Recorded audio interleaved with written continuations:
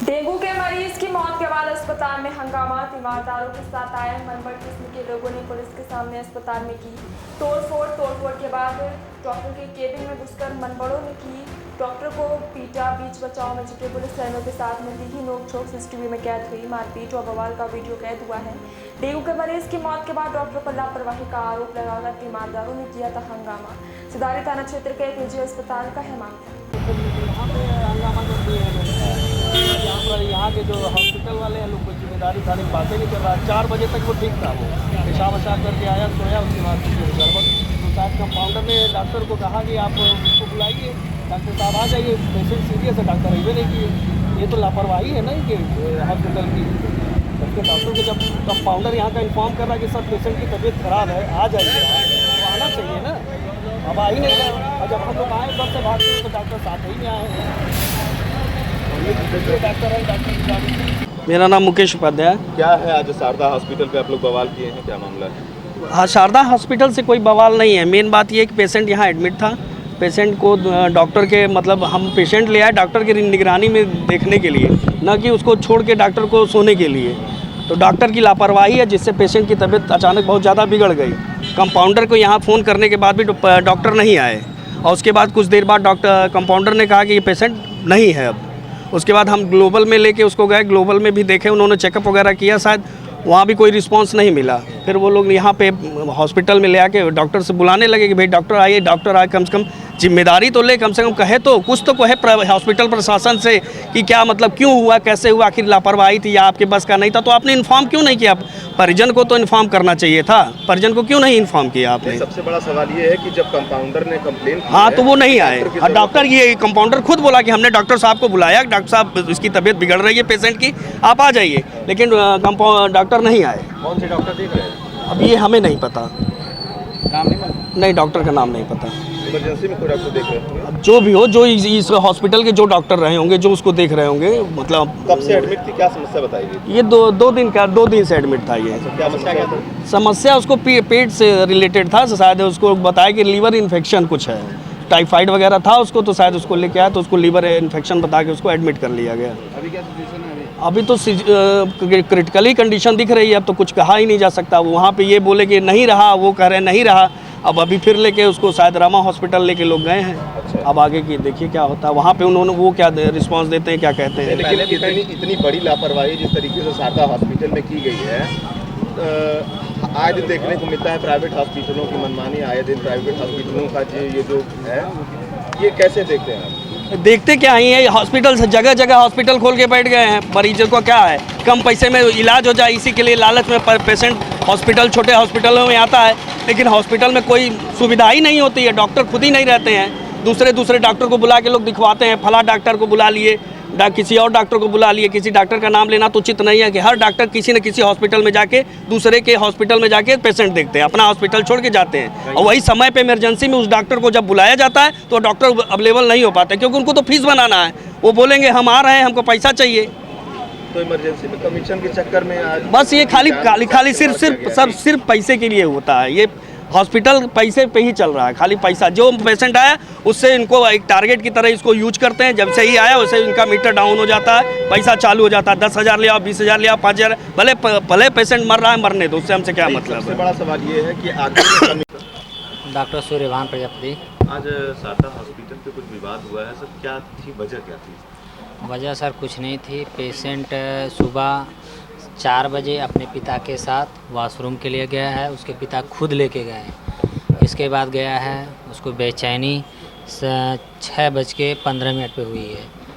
तो मैंने बात किया सर से और मैंने इंजेक्शन के लिए एडवाइस किया स्टाफ को और इंजेक्शन लगाया।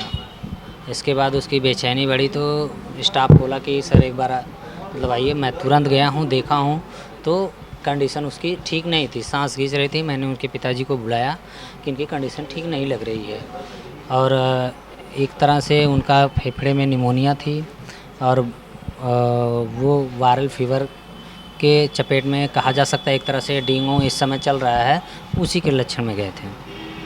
इसके बाद पेशेंट को मैं CPR दे रहा था तो एक लोग आए हैं कह रहे पेशेंट तो है नहीं, क्या आप कर रहे थे, अब तक क्या कर रहे थे। हम कहें देखिए आपके पिताजी आए थे, आप अपने पिताजी से पूछिए, आसपास हमारे आईसीयू में मरीज़ एडमिट हैं, उनसे पूछ लीजिए आपका मरीज़ कब क्या था।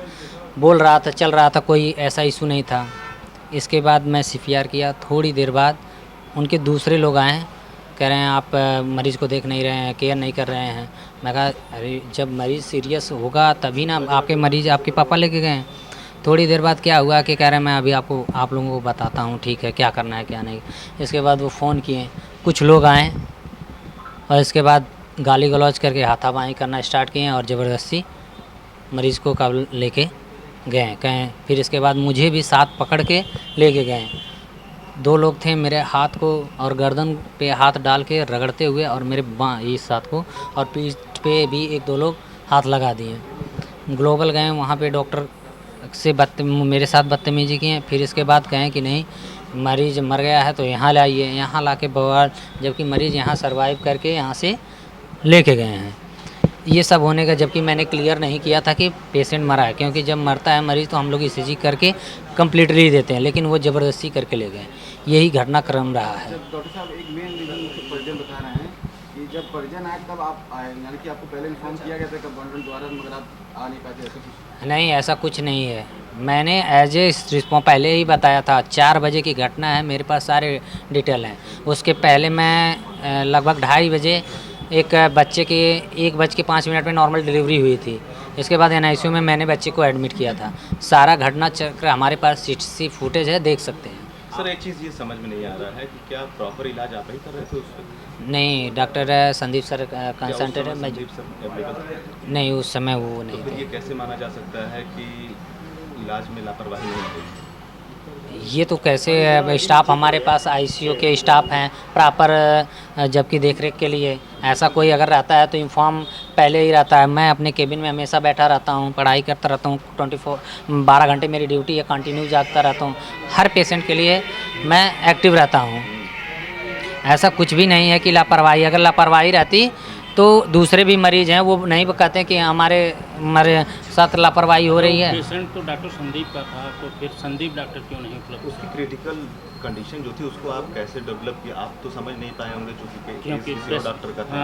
ये बहुत बड़ा सवाल है। परिजन कह रहे हैं कि जो डॉक्टर हैंडल कर रहे थे वो तो मौके पे थे ही नहीं, तो आप उस चीज़ में कितना डेवलपमेंट लाए होंगे, कितना कैसे समझ सकते थे कि मरीज को क्या हुआ, कैसे हुआ? नहीं, देखिए पेशेंट की स्थिति क्रिटिकल होती है, ऐसे बहुत सारे मरीज़ हैं, ऐसी बात नहीं। ज़रूरत पड़ने पे जैसी रहता है सेप्सिस में लेकिन एकाएक मरीज़ अगर कोलैप्स करता है तो हम लोगों की रिस्पांसिबिलिटी है कि मरीज़ को पहले सर को इन्फॉर्म किया। मैंने सर को इन्फॉर्म किया था कि सर कंडीशन, बोले कि ठीक है वेंटी पे पहले बात करो अटेंडर को रखने के लिए। मैंने अटेंडर से बात किया वेंटी के लिए, तो वो कुछ रिस्पांस नहीं दिए कि मैं उसको वेंटी पे डालूँ ताकि कुछ आगे का इम्प्रूवमेंट हम कर सकें। तो कहीं ना कहीं इस मामले में ये चीज़ें आ रही ना कि डॉक्टर साहब ने कोऑपरेट नहीं किया। ऐसा कुछ नहीं है, अगर कोऑपरेट हम नहीं करते तो कैसे होता। वो डॉक्टर आपने इन्फॉर्म किया डॉक्टर को, डॉक्टर कोऑपरेट करते आने के लिए, तो उन्होंने एग्री नहीं किया। नहीं, डॉक्टर साहब तो आ रहे थे। आ रहे थे और आने में अंतर है। ऐसा कोई ये इशू नहीं है कि मतलब डॉक्टर साहब तो आए, फिर इसके बाद मिले भी हैं अटेंडर से, बाद में ना आए। तो एज ए जो भी है सिस्टम। मैं विजय कुमार पांडे, हॉस्पिटल का मैनेजर। डॉक्टर साहब क्या घटना घटी? मैं तो रूम पे था, तो यहाँ पे जब यहाँ से फ़ोन गया कि नहीं आपके जो पेशेंट के साथ थे अटेंडर वो वाद विवाद कर दिए हैं, तो हम जब तक वहाँ से आए तब तक यहाँ पे मारपीट भी शुरू हो गई थी और हम समझाने की कोशिश कर रहे थे कि नहीं आप आइए, कुछ बात करें, क्या मैटर है क्या नहीं है, सारी जानकारी हो, पर वो सुनना नहीं चाह रहे थे। वो स्टाफों को भी मारे, हमारे जो जूनियर डॉक्टर हैं उनको भी मारे। जैसे जूनियर डॉक्टर को इन्फॉर्म किए, उसके दौरान ही ये लोग मारना शुरू कर दिए उनको। तो डॉक्टर इन्फॉर्म होने के बाद वो भी नहीं आया कि कहीं जब उनकी नहीं सुन रहे हैं, उनको मार रहे हैं, तो हमको भी मार सकते हैं। जब किसी को वो सुनना ही नहीं चाह रहे हैं तो आगे कोई कैसे बात करेगा। हम पुलिस प्रशासन को बुलाए, पुलिस प्रशासन भी आई, प्रशासन भी अपनी बात रख रही थी, बात करना चाह रही थी, पर कोई उस चीज़ को सुनने के लिए रेडी ही नहीं था। वो तोड़फोड़ पे उतर आए, मारपीट पे एकदम मारपीट भी किए और हॉस्पिटल में तोड़फोड़ भी किए हर तरह से। डॉक्टर साहब, अभी डॉक्टर साहब ने कहा है कि भीड़ जो थी वो अग्रेसिव होने के पहले उन्होंने डॉक्टर साहब को इन्फॉर्म किया था, लेकिन वहाँ पे सही तरीके से कोऑपरेट नहीं किया गया। नहीं कोऑपरेट हो रहा था, पर डॉक्टर साहब भी आ रहे थे, तब तक ये लोग हाथ उठा दिए थे जूनियर डॉक्टर को। इसीलिए डॉक्टर साहब डर के मारे, वो थे हॉस्पिटल के बगल में ही आके बैठे थे, पर डर के मारे नहीं आए कि कहीं हमको भी ना मारने लगे। जब हमारे ऊपर भी धावा कर रहे थे, प्रशासन हमारे सामने खड़ी थी, इसलिए हमको कुछ नहीं कर पाए। नहीं तो वो तो डॉक्टर अभी सामने से आते, उनको मार देते, आखिर उसका कोई मतलब नहीं निकलता। मरीज इसलिए कितने दिन से एडमिट था? 24 तारीख से मरीज एडमिट था। क्या कंडीशन थी, किस कंडीशन उसकी बीपी लोअर साइड में थी, ठीक है, और लोअर साइड की वजह से उनको बताया गया था कि पेशेंट क्रिटिकल है, इसको अभी तक ऑब्जर्वेशन में रखा जाएगा, अगर कोई दिक्कत जैसी भी होगी वैसे आपको अवगत कराया जाएगा। तो मॉर्निंग में सुबह वो ठीक ठाक थे, फिर जब स्थिति गड़बड़ हुई है तो उनको अवगत कराया गया कि ऐसी ऐसी स्थिति है। मैं डॉक्टर को इन्फॉर्म कर दे रहा हूँ, आप जैसा डिसीजन लेना चाहें वैसा बताइए। इस दौरान हॉस्पिटल में कुछ तोड़फोड़ की गई है या हाँ, हॉस्पिटल में हमारे ऑफिस की भी तोड़फोड़ की गई है, कंप्यूटर 2-3 तोड़े गए हैं, स्टाफों को भी मारा गया है, हमारा जो नाइट का गार्ड है उसको भी मारा गया है, जूनियर डॉक्टर को भी मारा गया है। उनका आरोप है कि वो डॉक्टर जो है, मूल रूप से जो डॉक्टर देख रहे थे सीनियर डॉक्टर, उनके ना आने से ऐसा हुआ। ऐसा कुछ नहीं है। जब जूनियर डॉक्टर इन्फॉर्म किए हैं कि पेशेंट की कंडीशन ये है, ऐसी स्थिति है, तो वो बोले कि ठीक है मैं आता हूँ, तब तक आप ये चीज़ें करिए, मेडिसिन वगैरह बताया वहाँ से। जैसे 24 घंटे अवेलेबल तो होना संभव नहीं है, पर वो बोले कि ठीक है मैं आता हूँ, तब तक ये सारी चीज़ें करिए और अटेंडर को अवगत कराइए कि ये चीज़ है। तब तक ये लोग अग्रेसित होकर लगे, मारपीट पे उतर गए, अंदर आईसीयू में घुस के मारना पीटना, नर्सिंग स्टाफ है हमारे फीमेल और भी लोगों को। डॉक्टर साहब, जिस पेशेंट के साथ घटना घटी है उसको लेकर के आपके मन में कितनी सिंपैथी है, पर चीज़ों को जब तक आप सुनेंगे नहीं, समझेंगे नहीं, हम क्या बता पाएंगे।